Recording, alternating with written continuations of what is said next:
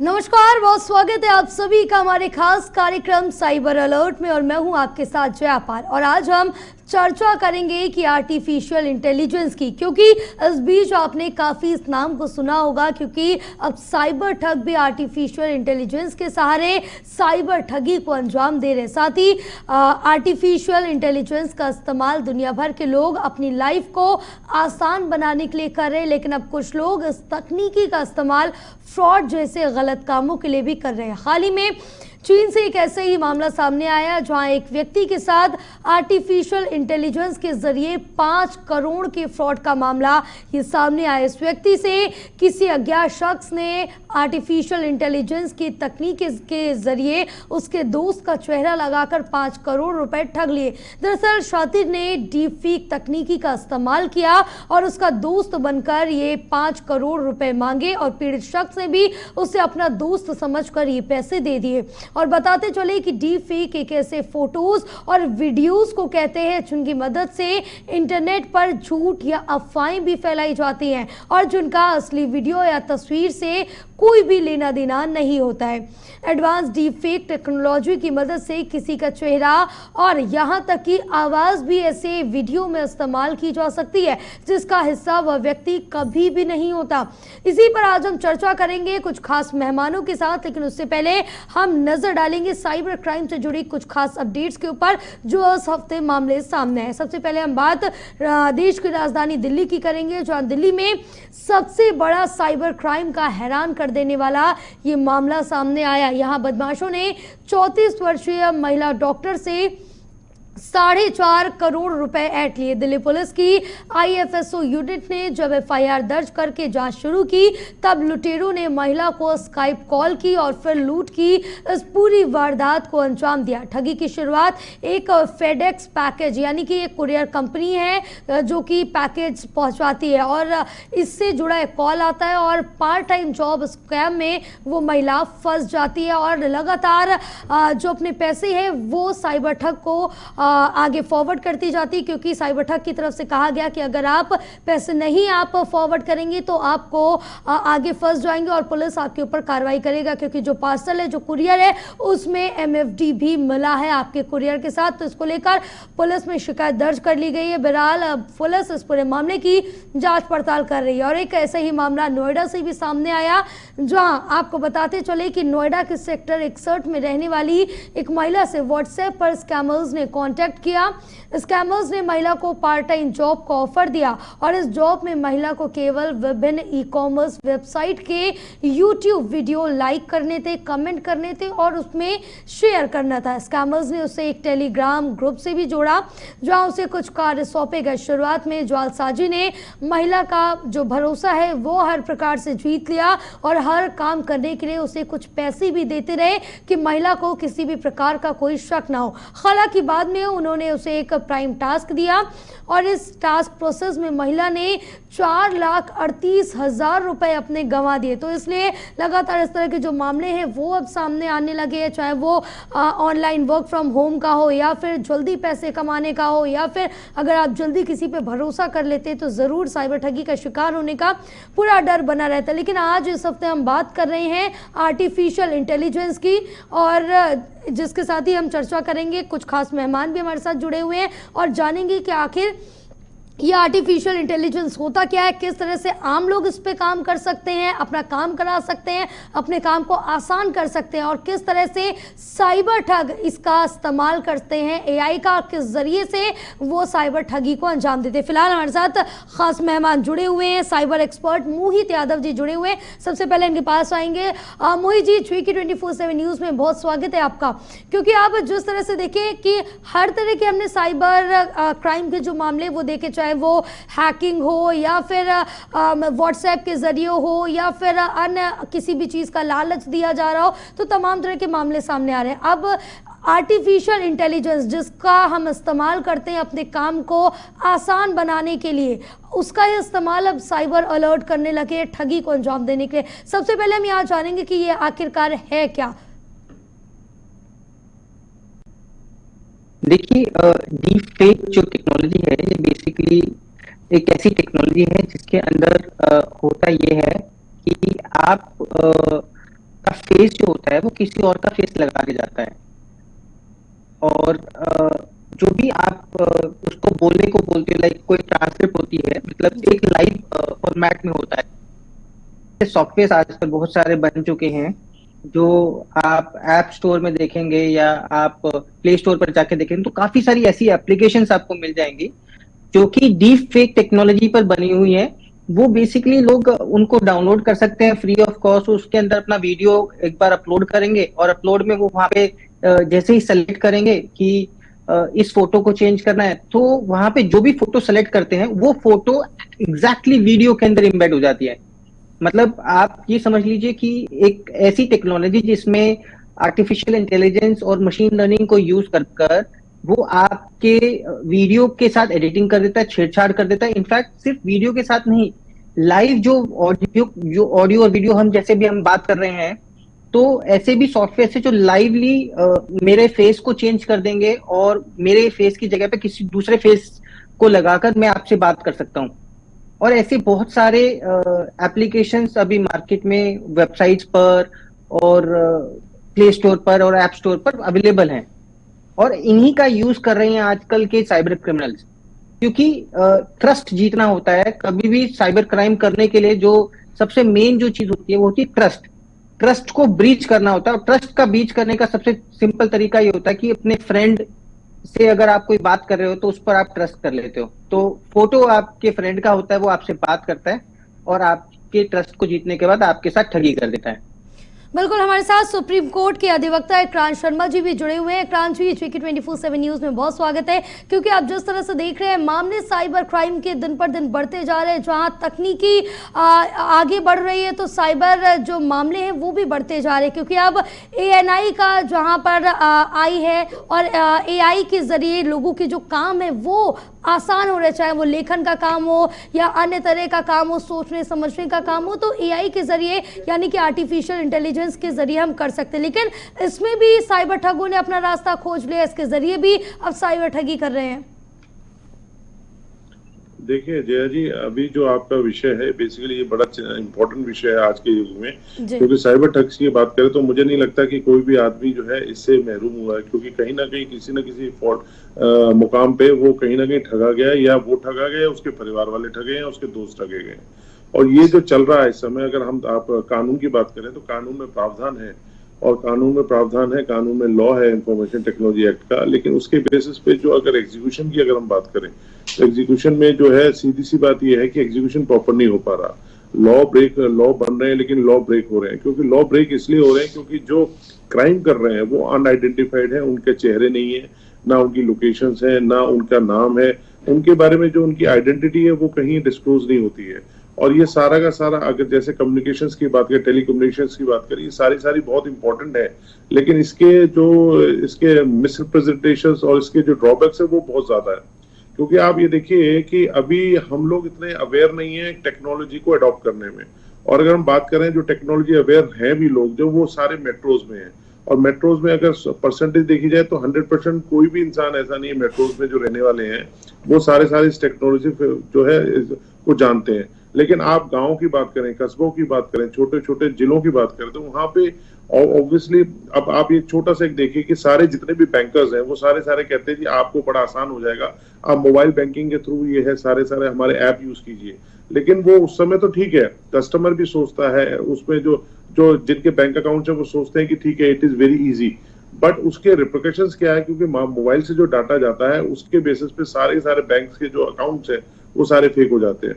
और अभी तो एक और अभी देखेंगे आप, अभी नहीं, क्योंकि हमारे पास केसेस आते हैं, हम लोग देखते हैं कि वीडियो चैट शुरू हो जाती है, कि वीडियो कॉल्स करके वो स्क्रीनशॉट से आपकी फोटो खींच रहे। अभी आप जैसे जया जी, मैं ही आपको फोन कर रहा हूँ तो ऑब्वियसली अनआइडेंटिफाइड नंबर्स है, वो फोन नहीं उठाएंगे आप। लेकिन अगर बार बार फोन हो रहा है तो आपके दिमाग में होगा कि शायद कोई मेरा परिजन तो नहीं है। तो आप जब फोन उठाते हैं तो वो स्क्रीनशॉट्स लेके, उसी को स्क्रीनशॉट की फोटोज लेके और फिर आपको ब्लैकमेल करने लग जाते हैं। तो ऐसे क्राइम्स बहुत हैं। तो चिंता का विषय ये है कि हमारा जो लॉ मैनेजमेंट है इस पे जो है, क्योंकि लॉ की अगर बात करें तो लॉ में आप देखिए, किसी भी एक्ट में देखिए तो law is based on the custom and usages prevailing upon that time. भरोसे की नींव पर हो घर मेरा। आप अपने सपनों का घर बनाइए, मजबूती का भरोसा हमारा ज्योति TMT, भरोसे की ताकत। गर्मियों में fluids are very important. Real pomegranate, इससे मिलेगी एनर्जी। अच्छा। इससे hydration and immunity. Real fruiters, इससे electrolytes. Exactly. Real hydration, energy, immunity and electrolytes के लिए। पिछले 9 वर्षों में भारत में खेल का एक नया युग शुरू हुआ है। बज गया है बिगुल, जीत का बिगुल। हर खिलाड़ी के सर चढ़ी है एक धुन। जोश भरे मैदानों में धुरंधरों के बीच हो रहा है कर्म युद्ध। 3 जून तक चलने वाले कार्यक्रम 21 खेलों के साथ 4700 से अधिक खिलाड़ियों की प्रतिभागिता के साथ प्रदेश के अंदर 4 अलग अलग महानगरों में आयोजित होंगे। खेलो इंडिया यूनिवर्सिटी गेम्स का तीसरा संस्करण 25 मई से 3 जून 2023 तक। हर दिल में देश, Khelo India Uttar Pradesh. Now this technology has inducted cyber cells है हमारे, जो दिल्ली पुलिस में साइबर सेल्स है, साइबर क्राइम्स के जो मैनेज करते हैं, उनकी तादाद, उनकी परसेंट, उनको एनकरेज करना चाहिए। और वो क्योंकि वो उनको पकड़ नहीं पा रहे हैं, पकड़ इन द सेंस कि वो एग्जीक्यूट नहीं हो पा रहा है, जो कल्प्रिट्स हैं, जो गुमराह है बेसिकली, और जो नई टेक्नोलॉजी है, जो एक्सपर्ट्स हैं मोबाइल के थ्रू इन सब चीजों से जो ये गड़बड़ करते हैं, उनको जब तक हम पकड़ेंगे नहीं या उनसे एक कदम आगे नहीं जाएंगे, जब तक हम रिजल्ट्स नहीं देंगे समाज में या समाज को अवेयर नहीं करेंगे, तब तक ये कुछ नहीं हो सकता। अब जैसे आपके चैनल के माध्यम से इस टॉपिक पे जो डिस्कशन हो रहा है, वो डिस्कशन भी एक तरह से अवेयरनेस है लोगों को, कि लोगों को आप जागरूक कर सकें। तो ऐसे ही पुलिस प्रशासन की भी मैनेजमेंट बनती है कि वो भी कहीं ना कहीं इस चीजों को जागरूक करें और जो कल्प्रिट्स हैं उनको पकड़ें। बिल्कुल, क्योंकि मोहित जी, अब जिस तरह से देखें कि लगातार मामले तो बढ़ ही रहे हैं। अब जहां तकनीकी अपने नए नए जो खोज है वो कर रही है, नई नई चीज़ें सामने आ रही हैं, उसी हिसाब से अब साइबर ठग भी उन्हीं सब में अपना साइबर ठगी का रास्ता ढूंढ रहे हैं। क्योंकि अब जिस तरह से ये नई टेक्नोलॉजी आई, आर्टिफिशियल इंटेलिजेंस, अब इसमें भी साइबर ठगों ने अपना रास्ता ढूंढ लिया, इसके जरिए इतनी बड़ी ठगी को अंजाम दे दिया। तो क्या इससे बचने के, क्योंकि एक तरफ ये तो वरदान साबित हो रहा है कि हमारे हर काम इजी कर रहा है, दूसरी तरफ ये हमें नुकसान भी पहुंचा रहा है। तो क्या हम एक तरह से इन टेक्निक्स को, इन जितनी भी ये तकनीकें सामने आ रही है, इनका बहिष्कार करना चाहिए, इनको नहीं एक्सेप्ट करना चाहिए, इनसे दूरी बना के रखनी चाहिए? देखिए, हर टेक्नोलॉजी की कुछ मेरिट्स होती हैं, कुछ डीमेरिट्स होती हैं। तो कहीं पे वो टेक्नोलॉजी बहुत अच्छी तरीके से काम करते हैं, जो वहीं उस टेक्नोलॉजी को कई लोग गलत तरीके से भी यूज कर सकते हैं। तो हम ये नहीं बोल सकते कि टेक्नोलॉजी खराब है या हमें इससे दूरी बनानी लेनी चाहिए।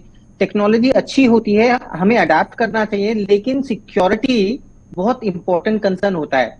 कोई भी टेक्नोलॉजी, अब शुरुआत में जैसे हमने देखा था, चैट जीपीटी बहुत तेजी से अभी लोग यूज कर रहे हैं, और उसके अंदर काफी सारे ऐसे डेटा लीक्स हुए थे और बहुत सारी चीजें आ रही थी। हर रोज न्यूज में कुछ ना कुछ नया आ रहा था कि चैट जीपीटी खराब है, क्या इससे चीजें खराब हो रही है या माइंडसेट खराब हो रहा है छोटे बच्चों का। बट इवेंचुअली जो टेक्नोलॉजी होती है ना, उससे लोगों को सीखने को मिलता है, लोग धीरे धीरे अडाप्ट करते हैं। और अगर कोई क्रिमिनल उसको गलत तरीके से ले रहा है तो वो उसका माइंडसेट है। अगर उस टेक्नोलॉजी को अच्छे तरीके से यूज किया जाए तो उसका हमें बहुत अच्छा एक आउटपुट मिलेगा। और क्रिमिनल्स बेसिकली क्या करते हैं, हर चीज में एक ऐसा एंगल निकालते हैं जिससे कि वो क्राइम कर सके। उनका जो माइंडसेट होता है वो क्रिमिनल माइंडसेट होता है। तो जो भी जब बेस्ट से बेस्ट टेक्नोलॉजी भी अगर आप उनके सामने रखेंगे, AI, machine learning, data science, तो उसमें भी वो कोई ना कोई ऐसा गलत तरीके से फ्रॉड करने की कोशिश करेंगे, और जो कि होता आ रहा है। सोशल इंजीनियरिंग के द्वारा इतने फ्रॉड्स होते जा रहे हैं। अभी सर ने बताया कि ऐसे व्हाट्सएप कॉल्स किए जाते हैं और ये बहुत तेजी से बढ़ रहा है। और इसमें व्हाट्सएप की तो कोई वो नहीं है, मतलब उसका तो कोई गलती नहीं है। व्हाट्सएप इज लाइक एक व्हाट्सएप मैसेंजर है, वहीं पे उनको गलत तरीके से उस प्लेटफॉर्म को गलत तरीके से अगर कोई यूज करके फ्रॉड कर रहा है तो इसमें व्हाट्सएप की कोई गलती नहीं, इसमें बिल्कुल, वो तो बिल्कुल है मोहित जी, लेकिन यहाँ पर लोग कोई सुरक्षा drawback भी नहीं है। बरत रहे हैं, सावधानी जरूर बरत रहे हैं। ज्यादा से ज्यादा अगर अननोन नंबर से भी कॉल आते हैं, आजकल इतना टाइम नहीं होता कि लोग अननोन नंबर की कॉल उठा सके, या तो फिर जो नंबर सेव होते हैं वो उठाते, लेकिन इसके बावजूद भी, सावधानी रखने के बावजूद भी इस तरह की जो घटनाएं हैं, साइबर क्राइम, वो नहीं रुक रहा है। तो आखिर अगर सबसे पहले हम जाने कि अभी तक आपके पास एआई से रिलेटेड कितने जो मामले हैं वो दर्ज किए गए, कितने प्रतिशत मामले, क्योंकि ये चीन से पहला मामला सामने आया है। एआई से रिलेटेड काफी मामले आ रहे हैं। चीन से ये जो मामला है इंडिया में, ये पहला बोला जा रहा है, लेकिन ऐसा नहीं है कि ये पहला है। पहले भी काफी सारी ऐसी न्यूज है। डीप फेक टेक्नोलॉजी कोई नई टेक्नोलॉजी नहीं है, काफी सालों से है ये। और बहुत सारे इंटरव्यूज जो हमने आजकल यूट्यूब पे देखे हैं, इनफैक्ट पुराने भी मैंने कुछ इंटरव्यूज देखे थे जिसमें कि प्रेसिडेंट का भी फोटो चेंज कर दिया गया था। तो ऐसे बहुत प्रोपेगेंडा वीडियोस आप यूट्यूब पे देखेंगे जो कि फोटो चेंज कर और डीप फेक टेक्नोलॉजी को यूज कर बनाकर यूट्यूब पे डाला हुआ है, और उनमें मिलियंस ऑफ व्यूज हैं। तो ये कोई न्यू नहीं है। ये जो लोग इसमें, जो लोगों को नॉलेज नहीं है, जो लोग उस वीडियो की सही तरीके से जांच नहीं कर सकते कि वो ओरिजिनल है, या फिर वो उसको ब्लाइंडली ट्रस्ट करके व्हाट्सएप पे आगे फॉरवर्ड कर देते हैं, तो वो तो उनकी गलती है। वो उनकी नॉलेज ना होने की वजह से वो कहीं ना कहीं इस तरह की टेक्नोलॉजी, इस तरह की फ्रॉड का शिकार बन जाते हैं। बिल्कुल, लेकिन अगर इससे हम अगर जानेंगे कि डीप फेक से हम किस तरह से बच सकते हैं, या फिर हम किस तरह से नहीं ट्रस्ट करें, क्योंकि अगर हमने सामने वीडियो कॉल पे देखा कि अच्छा ये तो मेरा फ्रेंड है, इसकी शक्ल देखी, हाँ, तो हमें पता चल गया ये फ्रेंड है, दूसरे नंबर से कॉल कर रहा, हम बात करेंगे, अगर वो प्रॉब्लम में होगा तो उसको निकालने की भी बात करेंगे, जो भी मदद होगी हम जरूर करेंगे। तो लोग इससे कैसे बच सकते हैं, क्या क्या उपाय हो सकते हैं? देखिए, पहला जो सबसे इम्पोर्टेंट उपाय ये है कि जब भी हम कोई आपसे कम्युनिकेट कर रहा है, तो आपको अगर कोई बड़ा ट्रांजैक्शन करना है जिसमें बहुत ही ज्यादा पैसा इंक्लूडेड है, तो आप उनसे कनेक्ट कीजिए, आप उनसे फोन पर कनेक्ट कीजिए आफ्टर द वीडियो कॉल, या फिर जो भी आपका कॉल हुआ उसके बाद भी आप 1-on-1 उससे मिलिए। क्योंकि कई बार ऐसा देखा गया है कि फेसबुक पर भी लोग किसी ने मैसेज किया और उस मैसेज के बेसिस पे लोग पैसे दे देते हैं, लेकिन मिलना जरूरी है और उसको सही तरीके से जांच करना जरूरी है कि जिसको वो पैसे दे रहे हैं वो उसी का अकाउंट है, उसी को ही पैसे सौंप रहे हैं। ये कुछ छोटी छोटी चीजें हैं जो कि बेसिक चीजें होती हैं। अगर कोई किसी को पैसे दे रहा है तो उसके अकाउंट में देगा, किसी दूसरे के अकाउंट में नहीं देगा। दूसरी चीज, उससे वो मिले, उससे वो बात करे। एक बार फेस टू फेस अगर वो मिल सकता है उससे, तो उससे वो मिलना इंपॉर्टेंट है, क्योंकि कई बार ऐसा फ्रॉड्स बहुत तेजी से बढ़ रहे हैं। और इसमें ये जरूरी नहीं है कि आपका सिर्फ एक ही सॉफ्टवेयर, क्योंकि इसके अंदर टेक्नोलॉजी होती है। इसमें हम व्हाट्सएप पर भी बात कर रहे हैं, जूम पर भी बात कर रहे हैं, या गूगल मीट पर बात कर रहे हैं। तो उस फ्रॉड जिसने किया आपके साथ, वो कई बार ऐसी टेक्नोलॉजी यूज करता है जो कि कॉमन नहीं होती। मतलब ना तो जूम पर नहीं करेगा, वो व्हाट्सएप पर नहीं करेगा, या फिर वो गूगल प्ले पर नहीं, वो किसी ऐसी वेबसाइट पर करेगा जो कि फेमस नहीं है, जिस पर कि वो उसका सॉफ्टवेयर काम करता है। जी, तो बिल्कुल इस तरह के तमाम मामले सामने आ रहे हैं। इकराम शर्मा जी, क्योंकि इस तरह का एक और ये मामला सामने आया है, दिल्ली का ही मामला है, जहां पर एक महिला डॉक्टर है जो कि 38 साल की है, उसके पास साइबर ठगों की तरफ से एक कॉल आता है, स्काइप पर ये कॉल किया जाता है और उनसे साफ तौर से बताया जाता है कि आपका पार्सल है, फेडेक्स पे आया है, जिसमें हमें कई चीज़ें मिली, आपका पासपोर्ट है, शूज़ है और भी तमाम चीज़ें, और इसमें एक MFD, कुछ जो संदिग्ध पदार्थ है वो भी मिला है, जिसको लेकर आप पर कार्रवाई की जाएगी। तो महिला भी कहीं ना कहीं डर जाती है और साफ तौर से ठगों की तरफ से ये भी कहा जाता है कि आप अपनी बैंक की डिटेल्स दीजिए, वरना जो पैसे आपके जब्त हो जाएंगे, आप सारा पैसा RBI में ट्रांसफर कर दीजिए, फिर RBI की तरफ से आपको ट्रांसफर कर दिया जाएगा। जब पैसे ट्रांसफर करा लेते हैं तब महिला को पता चलता है कि उसके साथ तो साइबर ठगी हो गई। बिल्कुल जया जी, बिल्कुल। अभी ये जो मामला आया है बड़ा चिंता का विषय है, और ये जो आप लोग ने अभी इसको हाईलाइट कर रहे हैं, जो सोशल मीडिया के माध्यम से जो हाईलाइट हो रहा है, ये अवेयरनेस ही बेसिकली। देखिए, बेसिकली पर्पस क्या है? पर्पस ये है कि हम लोगों को जो हमें एडमिट करना पड़ेगा, जो इन जो क्राइम कर रहे हैं वो ये क्राइम को बड़े ऑर्गेनाइज काम कर रहे हैं, और वो उनकी जो टेक्नोलॉजी है वो they are masters into that technology. Now the point is that कि जो एग्जीक्यूशन है, या जो पुलिस प्रशासन है, या जो लॉ मेकर्स हैं, या जो लॉ इम्प्लीमेंटेशन है, उनको उनसे ज्यादा एक कदम आगे चलना पड़ेगा। जैसे आप देखिए लॉ बन गया है, जो लूप होल है वो कहाँ पे रह रहा है जिस वजह से हम कंट्रोल नहीं कर पा रहे हैं? देखिए कंट्रोल इसलिए नहीं कर पा रहे क्योंकि देखिए और क्राइम और साइबर क्राइम्स वगैरह में सिर्फ एक सबसे बड़ा अंतर ये है कि साइबर क्राइम्स में जो ठगी करते हैं, इनकी आइडेंटिटी नहीं होती है, ना इनका नाम होता है, ना ये तो एक अननोन फेस है, मफल फेस जिसको कहते थे पहले हम लोग, ये वो है कि अनआइडेंटिफाइड आदमी है, ये ठगी करते हैं। इनका सिर्फ आप ट्रेस आउट कर सकते हैं इन्हीं की टेक्नोलॉजी से। और टेक्नोलॉजी जैसे क्या है कि जहाँ पे आपके मोबाइल्स हैं, इंटरनेट है, या जहाँ से कॉल्स कर रहे हैं, या जहाँ से बातें कर रहे हैं, आप उनके थ्रू ही ट्रैक कर सकते हैं। और ये ट्रैकिंग जैसे वो हैकर्स है, बेसिकली दे आर हैकर्स।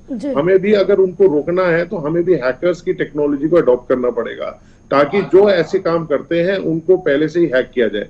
देखिए आपको एक छोटा सा उदाहरण देता हूँ, जब ईरान इराक का जब लड़ाई हुई थी तो स्कड मिसाइल्स हुआ करती थी, स्कड वो मिसाइल्स फेंका करते थे, तो उसको तबाह करने के लिए तो स्कड मिसाइल्स का लॉन्च हुआ कि वो हवा में ही उस मिसाइल को मार के गिरा दिया जाता था ताकि नुकसान ना हो जमीन पे आके। ऐसे ही साइबर क्राइम की मैं आपको उसी से एग्जांपल ले रहा हूँ, रिलेट कर रहा हूँ कि जो साइबर क्राइम कर रहे हैं वो ऑलरेडी मास्टर हैं इन हैकिंग्स में। हमें उनको रोकने के लिए अपनी जो हमारी जो पुलिस की जो पुलिस प्रशासन है, चाहे वो दिल्ली पुलिस हो, चाहे वो यूपी पुलिस हो, और आप ये देखिए दिल्ली पुलिस में तो फिर भी आप ये देखिए, अभी एक और चीज जी बताता हूँ आंकड़ों की बात, कि अगर 1000 केसेस होते हैं या 1000 फ्रॉड होते हैं तो उससे उनमें रिपोर्टिंग सिर्फ मुश्किल से 30% या 20% या 25% रिपोर्टिंग होती है। आधे से ज्यादा लोग तो रिपोर्ट ही नहीं कर पाते हैं।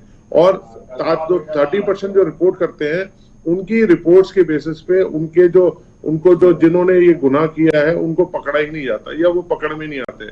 तो सबसे बड़ा ये होता है कि लोगों में भी, एक जनता में भी एक दिलो दिमाग में बात जाती है कि अगर हम पहली बात तो हम रिपोर्ट करें ना, और अगर करने के बावजूद भी नहीं जब पकड़ा जाता है तो हमारे पास कोई ऑप्शन नहीं है। तो पॉइंट इज दिस कि क्या कहते हैं, हम लोगों को ये देखना पड़ेगा। अच्छा दूसरी चीज, एक और चीज है, जैसे अभी मोहित जी ने कहा, मैं इनकी बात से सहमत हूँ कि हमारे को टेक्नोलॉजी जो दी गई है उसके एडवांटेजेस तो हैं, लेकिन उसके डिसएडवांटेजेस बहुत हैं। डिसएडवांटेजेस को फेवर में करना नहीं कि हमें डिसएडवांटेजेस ज्यादा हिट ना हो सके। तो हम लोगों को, सबको, ये पूरी जनता को अवेयर, क्योंकि ये लड़ाई इंडिविजुअल की लड़ाई है और ये सिस्टम की लड़ाई है कि हम हर व्यक्ति को अवेयर होना पड़ेगा। क्योंकि आप ये देखिए कि जब तक हम लोग अवेयर नहीं होंगे, हम इन चीजों को लिए सतर्क नहीं होंगे, ये ऐसे क्राइम होते रहेंगे और ये प्रथा चलती है। और आप ये देखिए कि जितने भी ये सॉफ्ट टारगेट्स को पकड़ते हैं वो लोग, जितने भी सॉफ्ट टारगेट्स हैं जहां पे उनको लगता है कि हाँ इजी टू क्रैक है, वहां पे उनको पकड़ते हैं। जनरली लेडीज को पकड़ते हैं ताकि वो इमोशनल हो गए, या जैसे जब भी बताया कि पार्सल की बात थी, तो एक ये जनरल आम बात चल रही है कि ठीक है जी पार्सल्स होते हैं, घरों में होते हैं, तो ये सारे सॉफ्ट टारगेट्स हैं और इनको पकड़ा जाता है। ओनली द थिंग इज कि हम लोगों को अवेयर होना पड़ेगा, मोर विजिल होना पड़ेगा, मोर सतर्क होना पड़ेगा, और हम लोगों को एनालाइज करना पड़ेगा कि कहाँ से क्या चीज गलत हो सकती है। एक चूक से जो है बहुत बड़ा नुकसान हो जाता है। बिल्कुल, कहीं ना कहीं एक चूक भारी नुकसान कर जाती है। क्योंकि मोहित जी, अगर इस समय जाने कि सबसे ज्यादा जो मामले हैं साइबर क्राइम के, वो कौन से रिलेटेड आ रहे हैं, मतलब किस व्हाट्सएप पे, या फिर हैकिंग, या फिर कौन से सबसे ज्यादा मामले सामने आ रहे हैं, किस तरह की ठगी हो रही है? देखिए मामले तो ऑलमोस्ट हर चीज के आ रहे हैं, कि व्हाट्सएप के भी आ रहे हैं, व्हाट्सएप पर वीडियो कॉल्स बनाकर भी आ रहे हैं, जो आप ऑनलाइन गूगल पर जो कस्टमर केयर के नंबर्स देखते हो उनके भी मामले आ रहे हैं कि उनसे भी लोग आपको फंसा रहे हैं। इनफैक्ट जो ऑनलाइन जो लिकर मंगाते हैं घर पे ऑनलाइन नंबर से देख के, वहां से भी मामले आ रहे हैं। प्लस आप जॉब्स के काफी सारे मामले आ रहे हैं। लेकिन इन सारे मामलों में ना एक चीज बड़ी कॉमन है कि जो सबसे वीकेस्ट चेन होती है ना सिक्योरिटी में, मतलब साइबर सिक्योरिटी की सबसे वीकेस्ट चेन होती है, वो होती है ह्यूमन चेन। मतलब डायरेक्टली टारगेट किया जाता है ह्यूमन को। तो आपके पास कितना बढ़िया सॉफ्टवेयर हो, कितना ही बढ़िया आपके पास सिस्टम हो, कंप्यूटर हो, लेकिन सबसे जो वीक चेन होती है वो होती है ह्यूमन। हम ज्यादातर जो मामलों में प्रॉब्लम्स होती हैं, जो पैसे निकलने का, बैंकों के जितने भी फ्रॉड होते हैं, वो बैंकों की वजह से नहीं होते, वो ज्यादातर फ्रॉड्स होते हैं हमारे खुद के ओटीपी देने की वजह से, या खुद के कोई क्लिक करने की वजह से, या कोई किसी लिंक पे आपने क्लिक कर दिया, और आप अगर किसी भी तरह से आपने ऐसे किसी भी गलत लिंक पे क्लिक कर दिया तो मतलब आप समझ लीजिए कि आपका फोटोग्राफ से लेकर सारी चीजें इंस्टेंटली पहुंच जाती किसके पास, क्रिमिनल के पास। मैं आपको एक छोटा सा एग्जांपल भी दिखा सकता हूँ भी कि एक सिंगल क्लिक अगर आप अपने फोन पर कर देंगे जी, तो आपकी पूरी फोटोग्राफ, आपकी फोन की फोटोग्राफ्स, आपके फेस की फोटोग्राफ्स सब A to Z चली जाएगी किसके पास, एक हैकर के पास। और ये बहुत मुश्किल नहीं है, बहुत सिंपल सा टास्क है। एक छोटा सा लिंक, आपने सिर्फ परमिशन दे दी कैमरे की और आपकी फोटोग्राफ्स लाइन से उसके पास A to Z कहीं ना कहीं पहुंच एक तरह जाएगी। से हम ये कह सकते हैं कि हमें जल्दी से जल्दी जो थर्ड पार्टी ऐप्स हैं उनको परमिशन नहीं देनी चाहिए अगर आपके काम का नहीं है। जी बिल्कुल, ये देखिए, जी ये देखिए, मैं एक छोटा सा एग्जांपल दे रहा हूँ। यहाँ पे अलाउ पूछ रहा है, जी, तो जैसे ही मैं अलाउ करूंगा,